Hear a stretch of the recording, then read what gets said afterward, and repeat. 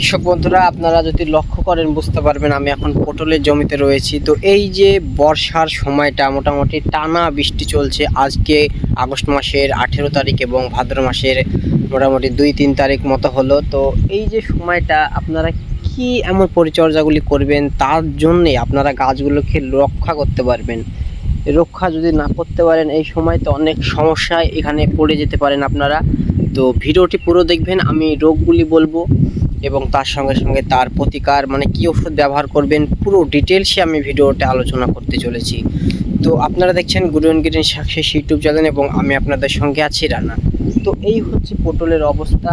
আপনারা যদি লক্ষ্য করেন এই যে সময়টায় ঘন ঘন বৃষ্টি হবে এবং রৌদ্র পাবেই না গাছে, সে কারণে রোগের সমস্যাগুলি যেমন সাদামাছি পোকা, থিপস, চোষক পোকা, ছত্রাকনাশক মানে এগুলি আপনাদেরকে এই যে টাইপের ওষুধগুলি সবসময় আপনাদেরকে ব্যবহার করতে হবে, কারণ এই রোগগুলি সবসময় গাছের সঙ্গে লেগেই থাকবে। তো রৌদ্র নেই, এমনিতেই প্রচণ্ড বৃষ্টি, এর জন্য এই রোগগুলি সবসময় আপনাদের গাছে লেগেই থাকবে। তাই আপনাদেরকে সবসময় প্রস্তুত থাকতে হবে এই রোগগুলিকে পুরোপুরি গোড়া থেকে জমি থেকে সরানোর জন্যে। আমার চ্যানেলে যারা নতুন এসেছেন তো চ্যানেলটি সাবস্ক্রাইব করে পাশে থাকতে পারেন। আমি এই যে সবজি চাষ, পটল চাষ, আলু চাষ, ভেন্ডি চাষ, সামনে যে আমি ফুলকপি চাষ করছি অলরেডি ভিডিও আমি দিয়েছি, বসানো থেকে চারা পরিচর্যা শুরু থেকে শেষ পর্যন্ত দিয়েছি এবং ড্রেঞ্চিং, সার ব্যবস্থা, চাপান, প্রথম চাপান, তৃতীয় চাপান, পুরো ফুলকপির যে সিরিজটি, বাঁধাকপি ফুলকপির যে সিরিজ সেটি পুরো কমপ্লিট করব এবং করলা বসাবো, সামনে টমেটো বসাবো। প্রত্যেকটা জিনিস আমি আপনাদেরকে শেয়ার করব আমার এই চ্যানেলে। আপনারা আমার চ্যানেলটি সাবস্ক্রাইব করে বেল আইকনে ক্লিক করে অলে সেট করে রাখবেন। সবার আগে নোটিফিকেশনটা আপনার কাছে যখন পৌঁছাবে তখন বুঝতে পারবেন যে আমি কি বিষয়ে আলোচনা করতে চলেছি বা করছি। তখন পুরো ভিডিওটি যখন দেখবেন আপনার যে ধারণা সেটি পুরোপুরি এখানে ক্লিয়ার হয়ে যাবে।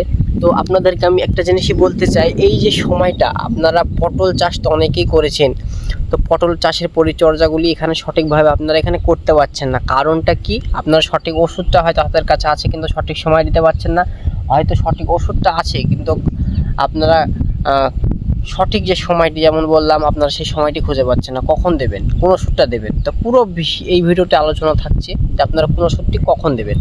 তো আপনাদেরকে আমি প্রথমে ক্লিয়ার করে দিই যে এই যে সময় পটলে সব থেকে পোকা, মাকড় এবং এই যে সাদামাছি এই রোগটি সবচেয়ে বেশি দেখা যাবে। আপনারা যদি লক্ষ্য করবেন, এখন যদি লক্ষ্য করেন গাছে এইভাবে বুঝতে পারা যাবে না, আপনাদের নিজের যে গাছগুলি আছে সেই গাছগুলিতে যান এবং সেই পাতাগুলি হালকা হালকা করে উল্টে দেখার চেষ্টা করুন। এখন যেহেতু বৃষ্টি হলো কিছুক্ষণ আগে, এখন পুরো ক্লিয়ার মনে হচ্ছে, এখন কিছু বোঝা যাচ্ছে না। তো আপনাদের জমিতে যাবেন পরিষ্কার একটি সময়তে, সেই সময় যদি আপনারা গিয়ে লক্ষ্য করেন তাহলে আপনারা খুব সহজে বুঝতে পারবেন সাদামাছি এবং থিপস আপনাদের চোখে পড়ে যাবে এবং চোষক পোকা। তো আমি প্রথমেই 3টি ওষুধের কথা বলবো। 1 নম্বর যে ওষুধটি সেটি হলো সাদামাছির জন্য আপনারা ব্যবহার করবেন ইমিডাক্লোপিড 17% এসএল। এটি আপনারা 1 লিটার পানিতে 1 ml করে ব্যবহার করবেন এবং তার সঙ্গে আপনারা কোরাইজিন ব্যবহার করবেন, মোটামুটি 4 ml কোরাইজিন ব্যবহার করবেন এখানে 15 লিটার পানির জন্যে। এবার তার সঙ্গে আপনারা ব্যবহার করবেন কাকা। এই যে 3টি বললাম, কাকা মোটামুটি আপনারা লিটারে মোটামুটি 1 ml ব্যবহার করতে পারেন। তো এখানে 3টি একসঙ্গে মিশ্রণ করে আপনারা সুন্দর করে এই যে পটলের লতায় ভালোভাবে সুন্দর করে আপনারা এখানে স্প্রে করবেন। প্রথম যে স্প্রেটি সেটি গেল 3টি মিশ্রণ একসঙ্গে হবে, লেদা পোকা এবং তার সঙ্গে মাকড়, তারপরে থিপস, যত রকম চোষক পোকা আছে প্রত্যেকটা চোষক পোকাতে কাজ করবে। আপনারা ব্যবহার করতে পারেন ইমিডাক্লোপিড।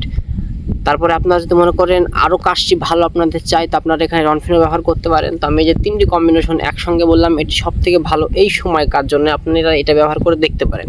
এবং দ্বিতীয় ছত্রাক, আপনারা যদি লক্ষ্য করেন এই যে গাছগুলি পাতাগুলি দেখতে পাচ্ছেন ঝলসে গিয়েছে মনে হচ্ছে, ঠিক আছে? তো এটা একটা ঝলসানো টাইপের রোগ বা পাতার কালারটা আপনারা লক্ষ্য করলে বুঝতে পারবেন। তো নানান রকম সমস্যা এখানে আপনারা দেখতে পাবেন, যদি লক্ষ্য করেন তাহলে কিন্তু বুঝতে পারবেন। তো কিছু ছত্রাকজনিত আছে এবং তার সঙ্গে ক্যালসিয়ামের ঘাটতিও সব গাছে প্রায় গাছে রয়েছে, যে এই সময়টি ক্যালসিয়াম বা সারের ব্যবস্থা আপনার খুব একটা ভালো হয় না, কারণ এই যে বর্ষার সময় সবসময় তো সার দেওয়া হয় না। তো ছত্রাকনাশকের আপনারা এখানে রেডিমেড গোল্ড ব্যবহার করতে পারেন। কৃষক বন্ধুরা, আপনারা এখানে রেডিমেড গোল্ড ব্যবহার করতে পারবেন। মোটামুটি আপনারা এখানে লিটারে 2 গ্রাম করে এখানে ব্যবহার করবেন কোনো সমস্যা হবে না। ঠিক আছে, আপনার অ্যামিস্টার টপও ব্যবহার করতে পারেন, যদি মনে করেন একবার রেডিমেড গোল্ড এবং একবার অ্যামিস্টার টপ ব্যবহার করব সেটাও করতে পারেন, আপনাদের এটা চয়েস। দুটোই কিন্তু ভালো এখানে ওষুধ ছত্রাকের জন্য আপনারা বলতে পারেন। এবং গাছে একটা পিজিআর ব্যবহার করবেন, পিজিআরটি যেন অ্যামিনো অ্যাসিড না থাকে, টনিক বলতে পারেন। এই সময় আপনারা একটি টনিক ব্যবহার করতে পারেন। টনিক এমন একটি জিনিস খুব গুরুত্বপূর্ণ, মাইক্রোনিউট্রান সেখানে থাকে, সেই সব গাছে খুব গুরুত্বপূর্ণ, খুব অল্প সময় চাহিদা পূরণ করে থাকে। খুব আপনারা এই টনিক একটি অবশ্যই এই সময় ব্যবহার করবেন। তো আপনারা এটা লক্ষ্য রাখবেন অ্যামিনো অ্যাসিড যাতে না থাকে, আপনারা যে টনিকটি ব্যবহার করবেন থাকলে পরে সেখানে সমস্যা হতে পারে। তা আপনারা এটিকে এড়িয়ে চলবেন, যেহেতু এখন বর্ষার সময়, তাই আপনারা লক্ষ্য করবেন বোরন, জিঙ্ক, ম্যাগনেসিয়াম, ঠিক আছে, এই টাইপের যে 6-7 রকম মাইক্রোনিউট্রন থাকে এমন একটি আপনারা টনিক সিলেক্ট করবেন। তারপরে আপনারা এখানে এটি স্প্রে করবেন। তো প্রথমে গেল সাদা মাছি, মাকড়, থিপস, চোষক পোকা, তারপরে গেল ছত্রাকনাশক। আপনারা কি দেবেন আমি আগেই বললাম, রেডিমেড গোল্ড দিতে পারেন অথবা অ্যামিস্টার টপ, দুটোই সেরা। তারপরে একটি টনিক। তো এবার আপনারা গোড়ায় কি সার এখানে দেবেন, তার কারণ সারও তো দরকার ডোগা ছোটানোর জন্যে। তো আপনারা যদি লক্ষ্য করেন এই গাছগুলিতে ভালো করে, তো সেইভাবে ডোগা কিন্তু এখন দেখতে পাওয়া যাচ্ছে না। একটা মোটামুটি অত সেইভাবে ডোগা নেই যেভাবে থাকা দরকার। তো এটাকে অনেক ডোগা দরকার, অনেক ডোগা থাকবে এবং অনেক ডোগাগুলি ছুটবে। তো সেটি আপনারা কিভাবে আপনারা করতে পারবেন বা আপনারা কীভাবে ছোটাবেন, তো সেটা আমি এবার আপনাদেরকে একটু ক্লিয়ার করে বলি। তো আপনারা একটি অনুখাদ্য ব্যবহার করবেন, যেমন অল উইন ওয়ান্ডার প্লাস সারের সঙ্গে, এবং আপনারা এখানে 10-26-26 ব্যবহার করবেন। এবং ডিএপিটা মাত্রাটা অল্প রাখবেন, মোটামুটি যদি আপনারা 10 কাঠা জমি হয় আপনারা এখানে 4 কেজি ডিএপি এবং আপনারা 6 কেজি 10-26-26 ব্যবহার করতে পারেন। এখানে আর অন্য কিছু ব্যবহার করতে যাবেন না। আর আপনারা এখানে অল উইন ওয়ান্ডার প্লাস ব্যবহার করতে পারেন বা অন্য কোনো একটি ভালো অনুখাদ্য ব্যবহার করবেন। এই যে 3টি মিশ্রণ ভালো করে। আর হ্যাঁ, একটি কথা, আপনারা এখানে অবশ্যই হিউমিক অ্যাসিড ব্যবহার করতে পারেন। সেটি আপনারা মোটামুটি যদি 10 কাঠা জমি হয় আপনারা এখানে 50 থেকে 100 গ্রাম পর্যন্ত, শুধু অনলি হিউমিক অ্যাসিড, তার সঙ্গে কিছু দরকার নেই। আপনারা অনলি হিউমিক অ্যাসিড হলেই চলবে, আপনারা এটি ব্যবহার করতে পারবেন। এগুলোকে হিউমিক অ্যাসিড, অনুখাদ্য 10-26-26 এবং ডিএপি, এই যে মিশ্রণটি 4টে একসঙ্গে করে আপনারা ভালো করে জমিতে, মানে গাছের গোড়ায় আপনারা ভালো করে, এখানে দেখতে পাচ্ছেন গাছের গোড়াগুলি নিয়ে আপনারা ভালো করে রিং করে আপনারা ভালো করে এখানে ছিটিয়ে দেবেন। তো এই জমিটাই অনেক আগাছা রয়েছে, এই যে কাজের সময় এখন তো সময় পাওয়া যায় না পরিষ্কার করার, তাই এখানে আপনারা এইভাবে আপনাদের জমি থাকে তা আপনারা এখানে পুরো পুড়িয়ে দেবেন। পোড়া ওষুধ দিয়ে পোড়ানোর পরে আপনার এখানে সার ব্যবস্থা আপনারা সার দিতে পারেন। তারপর দেখবেন গাছের গ্রোথ। এই যে আমি শিডিউলগুলি বললাম আপনাদেরকে, যদি আপনারা ফলো করেন, সেটি যদি আপনারা ফলো করেন, সাদামাছি, মাকড়, চিপস, ছত্রাক, তারপরে টনিক, এই যে রোগগুলি বা এই যে ওষুধগুলি বিষয়ে আলোচনা করলাম, যদি আপনারা প্রথম থেকে শেষ পর্যন্ত বা সার ব্যবস্থাটা আমি যেটা বললাম সেটা যদি করে থাকেন, মোটামুটি আপনার গাছকে 2 সপ্তাহ লাগবে না, মোটামুটি 10 থেকে 12 দিনের মাথায় আপনার গাছের চেহারা পুরো এক দিন এক রকম দেখতে পাবেন। তো আপনারা এটা করে দেখতে পারেন।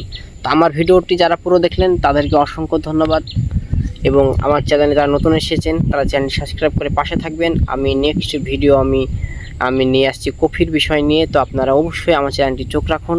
কফি চাষিরা আপনারা খুব হয়তো আগ্রহে বসে আছেন, আমি অলরেডি কয়েকটা ভিডিও পোস্ট করেছি।